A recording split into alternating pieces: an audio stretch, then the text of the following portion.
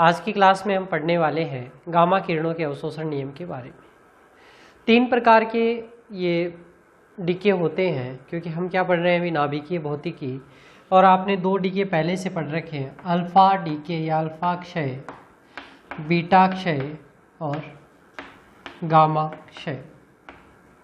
क्या होते हैं तीनों?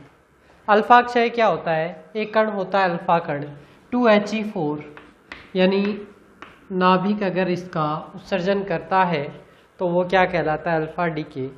बीटा क्षय जो होता है +1E0, इस प्रकार से हम इसको डिनोट करते हैं। परमाणु क्रमांक में 1 की कमी और इसकी द्रव्यमान संख्या में कोई परिवर्तन नहीं होता है। और तीसरा क्या होता है? Gamma decay. तो गामा डीके के अंदर हम क्या मानकर चलते हैं कि गामा क्षय के अंदर वैसे द्रव्यमान संख्या और प्रोटॉन संख्या में कोई परिवर्तन नहीं होता है, उसके बावजूद भी इसकी ऊर्जा में कमी आती है। ठीक है ना? तो ये अल्फा बीटा और गामा क्षय है, वो अपने लास्ट क्लास में पढ़ा था। अभी तक अपन ने जो भी पढ़ा है उसमें 2 यूनिट अपनी कवर हो गई है लगभग। देखो अभी आप सबको भी ध्यान में सेशन लेट चालू हुआ है, तो हम जो मुख्य इम्पोर्टेंट टॉपिक्स हैं वो सारे कवर करते जा रहे हैं। ठीक है ना? तो इसमें अभी यूनिट 2 कंप्लीट हो चुकी है आपके इसके अंदर नाभिकीय संलयन। 2nd यूनिट में आपके जो मेजर इम्पोर्टेंट्स जो क्वेश्चंस थे वो एक तो आपके नाभिकीय जो क्षय है उससे संबंधित, यानी संलयन और विखंडन 2 प्रकार के ना। तो संलयन से संबंधित, विखंडन से संबंधित सारा कार्य हमने किया था। 1st यूनिट में गाय से पहले जो हमने पढ़ा था बेसिक इसका पढ़ा था। अभी 3rd यूनिट हम पढ़ने वाले हैं, तो अब हमारे गणित्र हैं वो इसमें काम में आने वाले हैं। ठीक है? तो आज की क्लास में हम क्या पढ़ने वाले हैं? गामा किरणों के अवशोषण का नियम। अच्छा, गामा किरणें क्या होती है? तो तीव्र किरणें होती है, जैसे रेडियो एक्टिव विकिरणें और ये सारी विकिरणें होती है अलग अलग रेंज के अंदर। इसी प्रकार से गामा रेज होती है। अब ये जब किसी प्लेट से गुजरती है, ठीक है ना, मान लीजिए ये dx मोटाई की कोई प्लेट है या कोई माध्यम मान सकते हैं अपन। प्लेट का मतलब कोई माध्यम ऐसा नहीं सॉलिड है, कोई लिक्विड भी हो सकता है, या हम कह सकते हैं कि कोई गैसीय पदार्थ वो भी हो सकता है। ठीक है ना? जब इसमें से गामा विकिरणें गुजरती हैं तो गामा विकिरणों की तीव्रता में कमी आती है। ठीक है? प्रारंभिक आई नोट थी और मैं मान लेता हूँ बाद में क्या है, आई बच गई, तो कितना परिवर्तन हुआ? डी का परिवर्तन है वो होता है। ये डी का परिवर्तन किस किस पर निर्भर करता है? ये निर्भर करता है आपके जो गामा विकिरण मिली है आपको उसकी प्रारंभिक तीव्रता कितनी है। ठीक है? और दूसरा जो आप पदार्थ ले रहे हैं उसकी मोटाई कितनी है, dx है वो कितनी है। ठीक है ना? तो dx और आई नोट इन दोनों की वैल्यू पर कौन निर्भर कर रहा है? आपका डी का मान है वो निर्भर कर रहा है। ठीक है? ये क्या कहलाता है? आपका गामा किरणें। तो गामा किरणों का अवशोषण का नियम इससे हम बनाएंगे। तो क्या हम कह सकते हैं कि इसके लिए कुछ एजम्पशन मानेंगे कि माना आई नोट तीव्रता का गामा किरण पुंज है, वो dx मोटाई की पट्टिका पर आपतित होता है, तो गामा किरणों की तीव्रता में कमी आती है। और ये कमी किसके बराबर होगी? तो ये कमी आपके आपतित पुंज की तीव्रता और इसकी मोटाई के समानुपाती होती है। ठीक है ना? तो मैं कह सकता हूँ D I is proportional to I, और आई नोट कह सकते हैं इनिशियल, और दूसरी क्या मानी मैंने इसकी मोटाई, तो मोटाई क्या है? dx। तो D I is proportional to I and dx। ठीक है ना? आई कह सकते हैं, आई नोट कह सकते हैं, आई मानकर मैं चलता हूँ। ठीक है ना? अब अगर इसका जो समानुपाती हटाएं तो मान क्या आ जाएगा? D I is equal to mu nought. Mu nought क्या आ जाएगा? समानुपातिक नियतांक mu nought I D X. ठीक है ना? ये क्या है? डी आई हमारे पास में अल्प परिवर्तन है उसको व्यक्त करता है, और ये क्या कहलाता है? रेखीय अवशोषण गुणांक कहलाता है। अब हमारे को कुल मान इसका चाहिए, यानी ये इनिशियल ये डी आई तो इसमें परिवर्तन है और बाद में कितना हो जाता है? आई हो जाता है। तो मुझे मान किसका चाहिए? इस आई का चाहिए।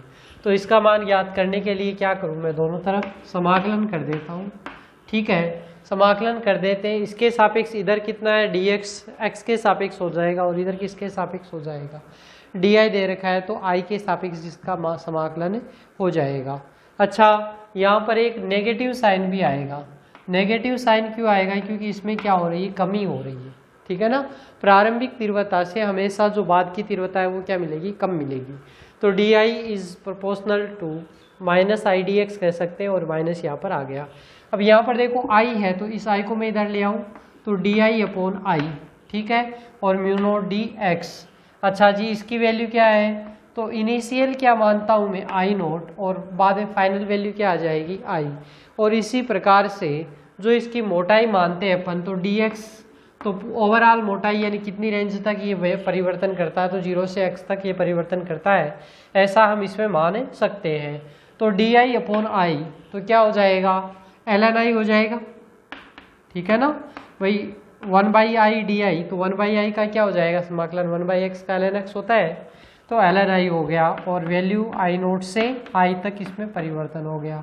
माइनस का म्यू नोट, ठीक है, dx, तो ये क्या हो जाएगा x और dx कुछ है नहीं तो x आ जाएगा और 0 to x, ठीक है। अब इसका लिमिट है वो पुट अप कर दीजिए आप, तो क्या मान हो जाएगा ln i माइनस का ln i नोट, या मैं कह सकता हूँ ln i बटे i नोट। माइनस होता है तो ln a माइनस बी को हम क्या लिख सकते हैं, ln a minus ln b को ln a upon ln b, ठीक है, इस प्रकार से लिख सकते हैं, बेसिक है। और इधर मान कितना हो जाएगा, तो माइनस का म्यू नोट x, जब 0 रखेंगे तो सारा बिल क्या हो जाएगा 0। एंटी लॉग ले सकते हैं इसका, तो हमारे पास मान क्या आ जाएगा, i बराबर माइनस का i नोट, अच्छा माइनस तो है नहीं, i बराबर i nought E to the power minus का म्यू नोट x। ये हमारे पास में किसका मान आ गया, किसका रिलेशन आ गया, i बराबर i nought E to the power minus का म्यू नोट x। ये जो समीकरण है ये गामा विकिरणों की जो तीव्रता है उसमें कमी को व्यक्त करता है। और कमी कैसे हो रही है, तो यहाँ पर अपन देख रहे हैं जैसे जो इसकी मोटाई पर निर्भर है, जैसे मोटाई बढ़ती जाएगी तो ये एक्सपोनेंशियल डीके इसमें हो रहा है।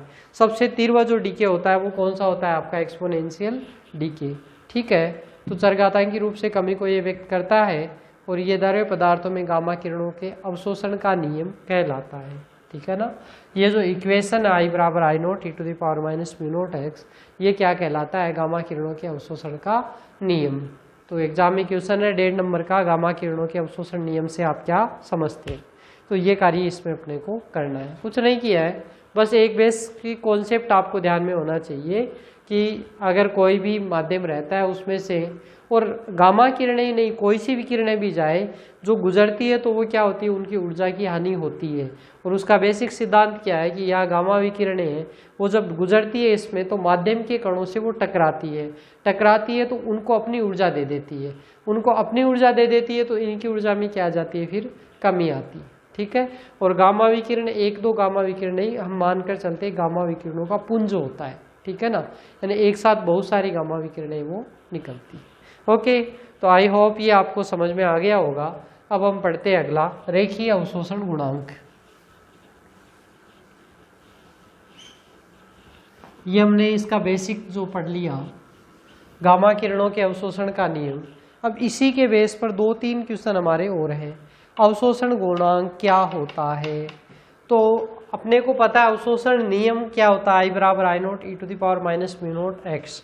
अच्छा, मैं x की वैल्यू को अगर 1/म्यू नोट कर दूं तो कितना मान हो जाएगा, x बराबर 1/म्यू नोट कर दिया जाए तो i बराबर क्या रिलेशन हो जाएगा, आई नोट अपॉन ई, ठीक है ना। 1/म्यू नोट तो ई टू दी पावर -1 यानी 1/e, तो i बराबर आई नोट बाई ई। जब ये मान प्राप्त हो जाता है तो ये क्या कहलाता है, रेखीय अवशोषण गुणांक, ठीक है ना।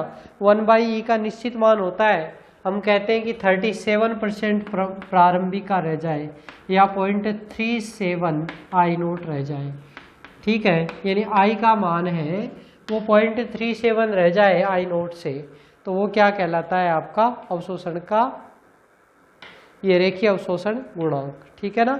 x की वैल्यू के ऊपर ये निर्भर करता है।